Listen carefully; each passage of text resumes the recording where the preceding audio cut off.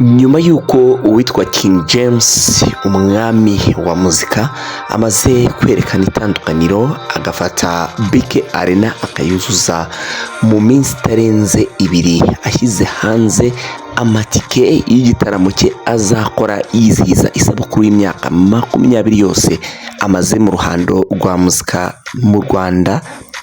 Abahanzi benshi cyane ibi bintu byabasigiye icyitwa umukoro ukomeye cyane, benshi muri bo bagomba kuba bari kurwana nawo. Bruce Melody ndetse n'uwitwa The Ben, abangaba ni mubaza ku isonga mu kugira ikintu cyitwa umukoro umwe ukomeye cyane.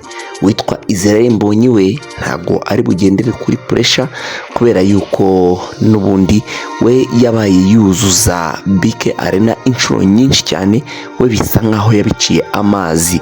Reka tuze tugaruke maze twitegereze turebe uko biza kuba abimeze hano muri uyu muziki wacu cyangwa se kuri bano bahanzi bacu. Reka nkubwire ngo iyi ni Afro10 TV, wowe ubane natwe mu byurimo kandi mu byukora byose ugendane natwe muri kino kiganiro cy'imyidagaduro. Ngeriro Willis, welcome.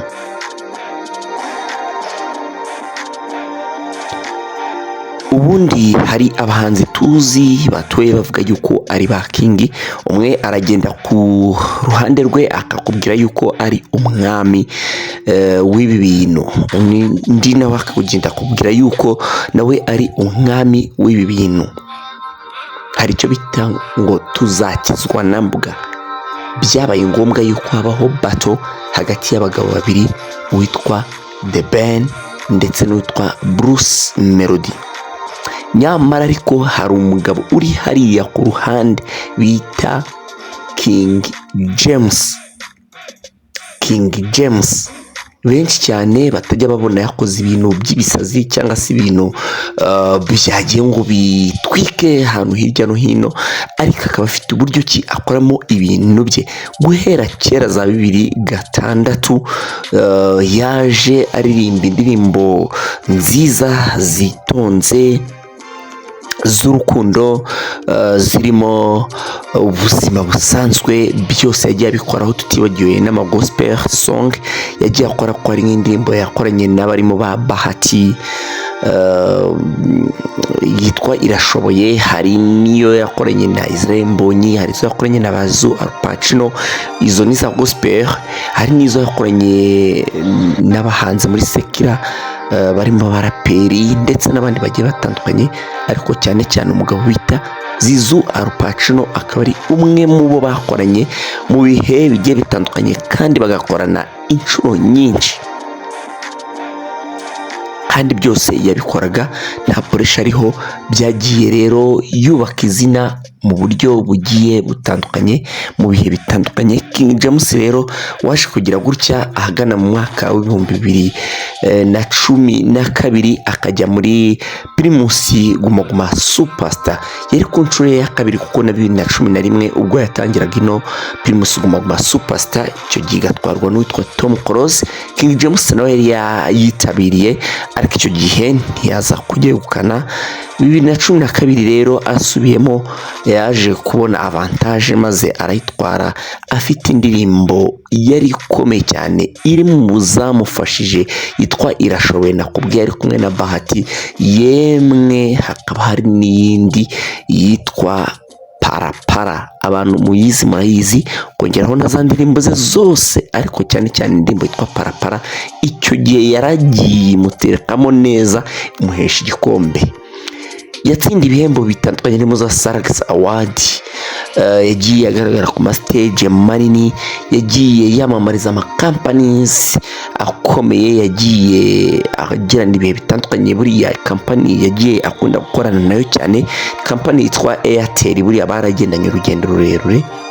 King James kandi akaba yaranditse izina yuko ari umuhanzi mu Rwanda uhenze magingo n'ayangaya. Aba bandi bose wabona ntago bahenze nka King James, akaba ari we umuhanzi uhenze.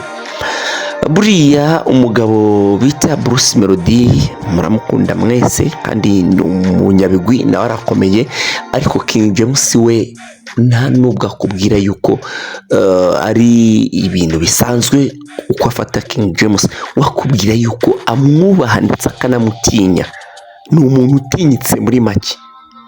Mu bihe bishize uwitwa Christopher Muneza yumvikanye n'amajwi avuga ati twese twemera umuntu bita King James, ati niwe wakoze amahiti twese turusha uko twakwikarakaza kose, uko babandi bakwigenza kose, King James yadukoreye amahiti. Ariko bwo nta nubwo ari ukubeshya, kubera ko no mu bihe bya kera twebwe imagine uko twumvaga radio tuyitiye, even no mu bihe bya high school twajyaga tujya gutira radio tukayumva nko muri weekend. Hari ama radio stations, hari ama radio stations yarazwe gukora ibintu byitwa countdown. Nshatse na mentioningamo harimo nka Kiss FM ikora yitwa The Kiss Hit 30, imaze igihe kinini ikora kuva yaza. Hakaba hari kandi Sarusi yakoraga ibintu by'ama top 10 countdown iby'indimbo zigezweho buri cyumweru. Hari za Elise Huye, hari za Royal FM, hari radio zigiye zitandukanye za Isango, yes, n'amateleviziyo nuko.